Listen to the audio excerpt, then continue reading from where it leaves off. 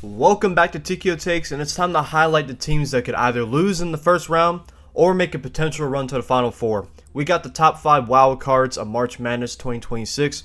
Make sure to like, subscribe, as I just dropped the top 5 overrated, underrated, and sleeper contenders videos to help fill out your bracket when Selection Sunday comes, which is very soon. So let's waste no time and let's highlight the biggest enigmas in March Madness 2026.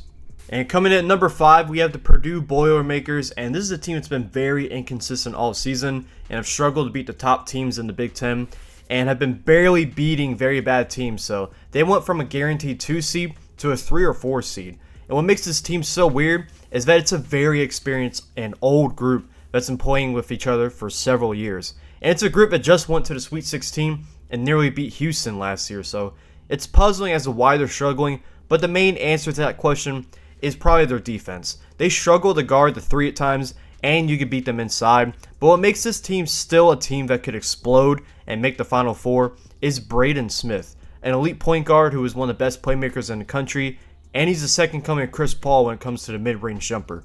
And they also have Fletcher Lawyer, who, when he gets hot, can be the best shooter in the entire country. And they have a decent front court with Oscar Clough and Trey Kaufman-Renn. Those two are going to help them from potentially losing in the first round to like a 14 or 13 seed, just like they were able to against High Point and McNeese last year. So this is still a very solid roster, but I also wouldn't be surprised if they got bounced in the first or second round.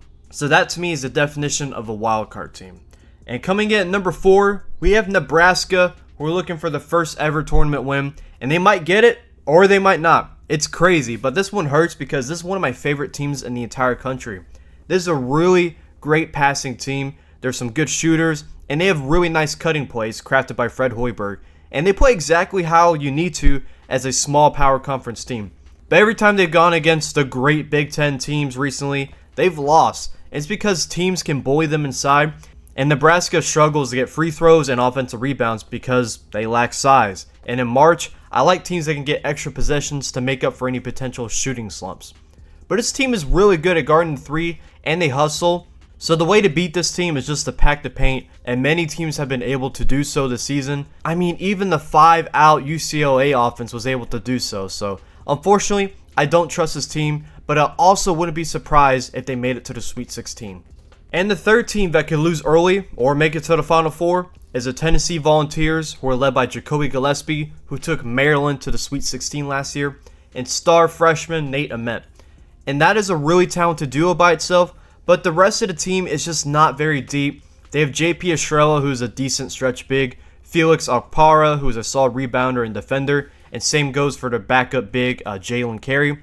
And Bishop Oswald is a decent shooter, and that's pretty much it.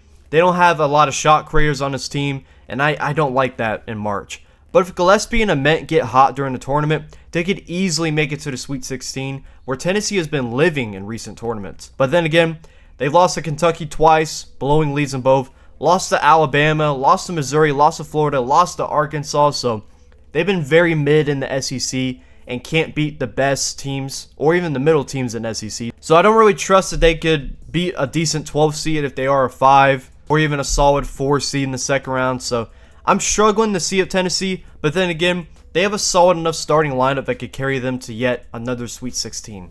And our number 2 spot belongs to the Alabama Crimson Tide, who are one of the best offensive teams in the country. And it's because they have the best offensive guards in the country with Aiden Holloway, LeBaron Philon, and Latrell Wrightsell. And this team can explode on you. Pause, hold. Anyways, and score like 100 like it's nothing. Or they can struggle shooting and have no plan B, and you can score 100 on them. There's absolutely no in between with this team, and it also doesn't help that they're a bad rebounding team, so it's really going to come down to matchups because this is such a weird team to predict in March. If they make shots, they're going to win. If they don't, they'll lose in the first round. So it really will come down to the draw and if those teams can guard the 3. Because if they can, this team is in trouble. So that's my take on this Alabama Crimson Tide team. They are definitely the definition of a wild card.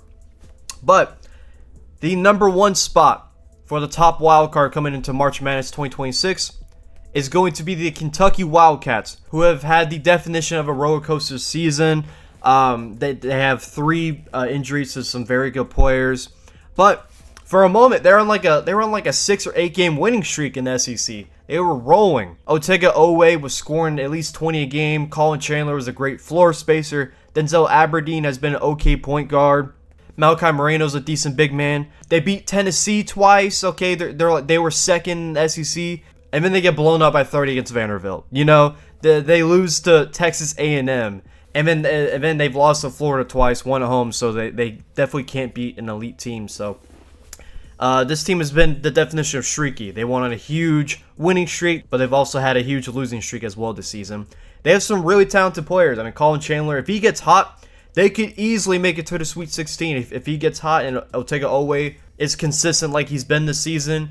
But most of the time this season, it's been pretty putrid, so I really don't know what to do with this team in March. It definitely depends on their draw, but I definitely don't trust this team. But I also wouldn't be surprised if they made it to the Sweet 16 because they are super talented. So I think Kentucky is the biggest wild card heading into March Madness 2026.